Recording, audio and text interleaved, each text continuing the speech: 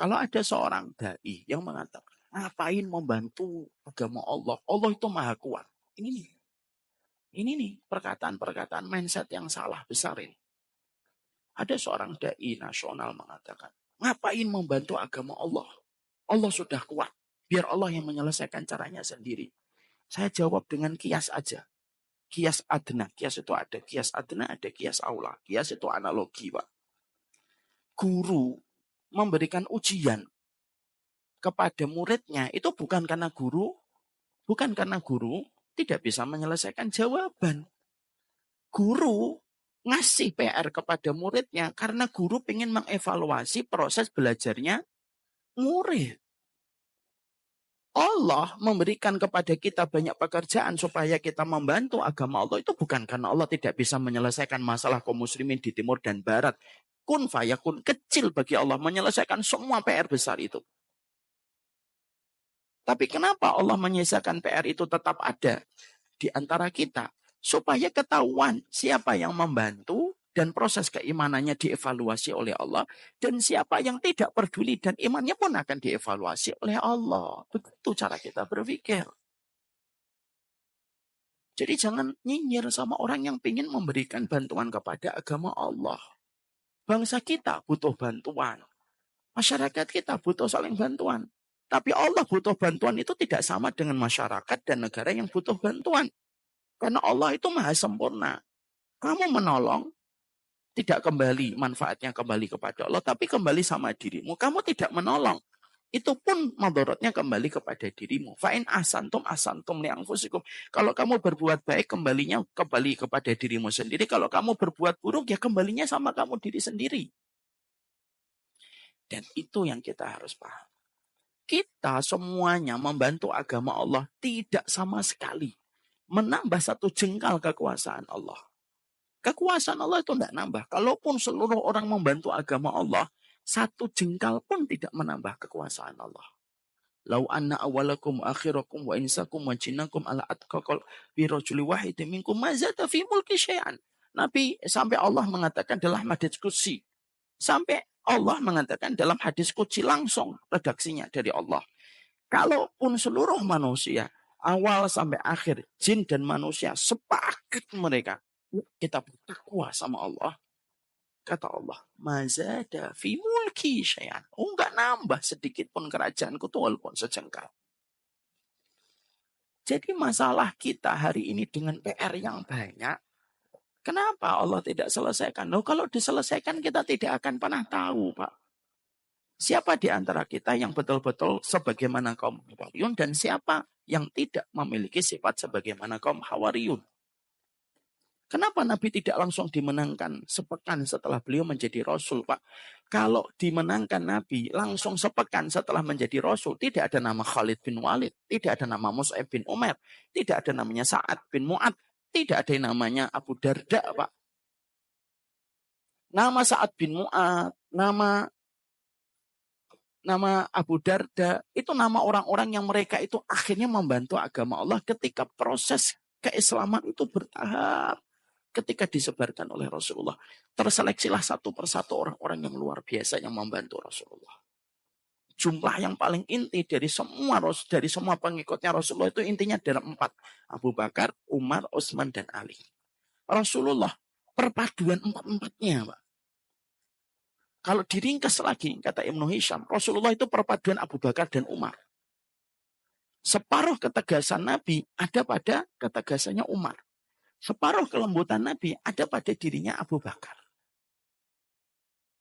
Separuh lagi jiwa Rasulullah, jiwanya seorang yang begitu pemalu dan begitu lembut ada pada Utsman. Komitmennya untuk mencintai ilmu ada pada Ali. Jadilah Rasulullah 4 orang ini. Kalau digabung 4-4 itu jadi Rasulullah.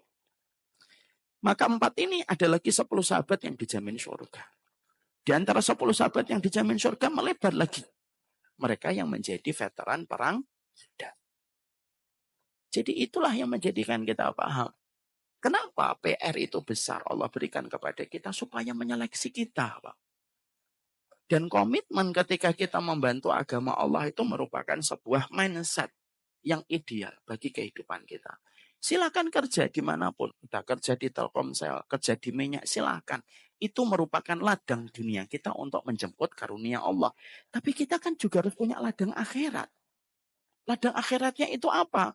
Kita yang mengatakan, nahnu ansarullah. Kita yang menolong agama Allah sesuai dengan apa yang kita mampu. Saya ambilkan sebuah contoh untuk pakai kias lagi. Kita tentunya sudah saya sampaikan berulang-ulang di dalam satu riwayat. Kalau ada seorang manusia membantu seorang muslim 1 hari, itu sepadan dengan kita itikaf selama 1 bulan. Lian a'takifa fi masjidi hadza sahran. Sesungguhnya ketika saya membantu seorang muslim, itu sepadan dengan itikaf di masjid Nabi selama 1 bulan. Kalau membantu muslim, saya misalkan membantu. Ada salah satu yang saya bantu, misalkan Pak Adnan. Hari ini Pak Adnan butuh apa? Saya bantu. Saya butuh ke dokter, Ustaz. Saya antar. 1 hari saja. Itu pahalanya sepadan dengan 30 hari iktikaf di masjidnya Nabi. Kata Rasulullah dalam riwayat Imam Ahmad. Lah kalau membantu seorang makhluk saja, dan ada wanita pelacur yang membantu seekor anjing untuk diberikan air saja, itu sebanding dengan 30 hari itikaf seorang laki-laki yang membantu saudaranya. Apalagi yang kita bantu adalah agama Allah. Itu dampak yang besar bagi kehidupan kita. Dan kita harus menjemput bola. Tidak bisa kita didatangin, ditawarin. Kita yang datang. Kita yang berusaha. Maka itulah saham terbaik.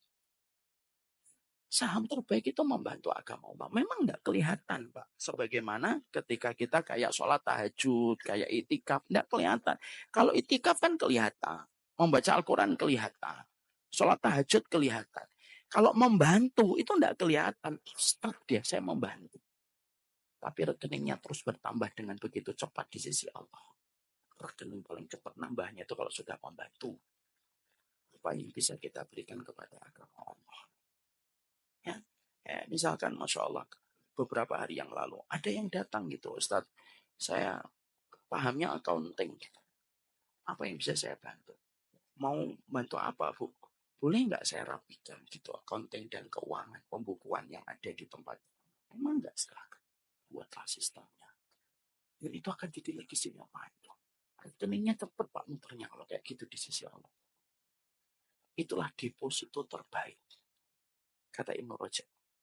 Deposito, setiap momen itu boleh deposito. Tapi depositonya sama Allah. Nah deposito yang paling baik itu bantu agama Allah. Itu yang dikatakan oleh kaum Hawariyun. Makanya sampai disebut 4 kali. Bukan Nabi, bukan Rasul, bukan malaikat. Dulu disebutnya sampai 4 kali Pak dalam Al-Quran. Dan semata-mata menunjukkan kepada kita.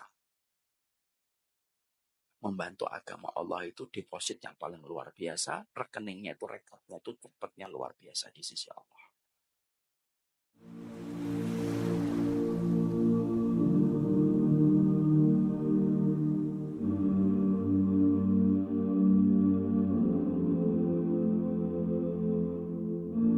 I've been holding for so long, scared I might slip away. Sometimes I just feel so